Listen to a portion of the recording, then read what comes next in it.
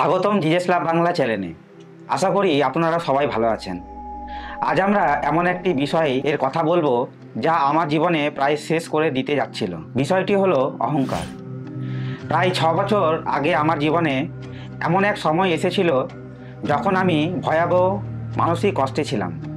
আমি নিজেকে ব্যর্থ মনে করতাম। খ্রিস্টান হিসাবে, শিক্ষক হিসাবে, পুত্র হিসাবে, বন্ধু ও ভাই হিসাবে আমি ভাবতাম আমি যথেষ্ট ভালো না। একদিন আমি আমার সব ব্যর্থতার কথা পাস্টারকে বলেছিলাম।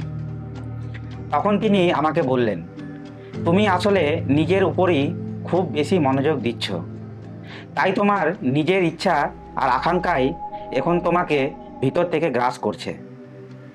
সেই কথাটি আমার জীবন পাল্টে দিয়েছিল। বন্ধুরা, অহংকারই হলো এমন একটি পাপ যেটি আমাদের ধ্বংসের দিকে নিয়ে যায়। চলুন দেখি কিভাবে 3টি সহজ উপায়ে আমরা অহংকারকে জয় করতে পারি। প্রথম উপায়, ঈশ্বরকে তা জানতে শেখো। 2 পিতর 3:18 লেখা আছে, কিন্তু আমাদের প্রভু ও ত্রাণকর্তা যীশুখ্রিস্টের অনুগ্রহ ও জ্ঞানে বর্ধিষ্ণু হও, এখনো অনন্তকাল পর্যন্ত তাহার গৌরব হোক। আমরা যত বেশি ঈশ্বরকে জানব তত বেশি বুঝব।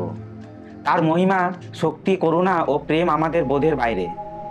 যখন আমরা ঈশ্বরের মহানতা বুঝতে পারি তখন আমাদের অহংকার ভেঙে যায়। দ্বিতীয় উপায়, ঈশ্বরের প্রতি ভয় রাখো। জিওসিও তার 24:14 বলে, ইহারা উচ্চরব করিবে, আনন্দগান করিবে, সদাপ্রভুর মহিমা প্রযুক্ত, ইহারা সমুদ্র হইতে উচ্চধ্বনি শোনাইবে। ঈশ্বর সেই পরাক্রমশালী যিনি লোহিত সাগর ভাগ করেছেন, ইসরায়েলকে মুক্তি দিয়েছেন এবং ন্যায়ের বিচার করেন। তার প্রতি পবিত্র ভয় আমাদের হৃদয়কে বিনত করে। তৃতীয় উপায়, ঈশ্বরের কাছে আত্মসমর্পণ করো। যাকব তার 4:6 ও 7 বলে, বরং তিনি আরও অনুগ্রহ প্রদান করেন। এই কারণ শাস্ত্র বলে, ঈশ্বর অহংকারীদের প্রতিরোধ করেন কিন্তু নম্রদিগকে অনুগ্রহ প্রদান করেন। এতএব তোমরা ঈশ্বরের বশীভূত হও, কিন্তু দিয়াবলের প্রতিরোধ করো, তাহাতে সে তোমাদের হইতে পলায়ন করিবে। ঈশ্বর বিনয়ী হৃদয়কে ভালোবাসেন, তার বাক্য বৃদ্ধি পায়, কারণ যার কথায় জানো না তার কাছে আত্মসমর্পণ করা যায় না। বন্ধুরা, অহংকার জয় করা কঠিন নয়, যদি তুমি শেখো ঈশ্বরকে ভালোবাসতে এবং তার মানুষদের ভালোবাসতে। বিনয় এমন এক গুণ যা মানুষকে তুলে ধরে, নিজের নয় অন্যদের। যেমন যিশু তার জীবন দিয়েছিলেন আমাদের জন্য, তেমনি আমরাও ভালোবাসা ও বিনয়ের মাধ্যমে ঈশ্বরের গৌরব বাড়াতে পারি।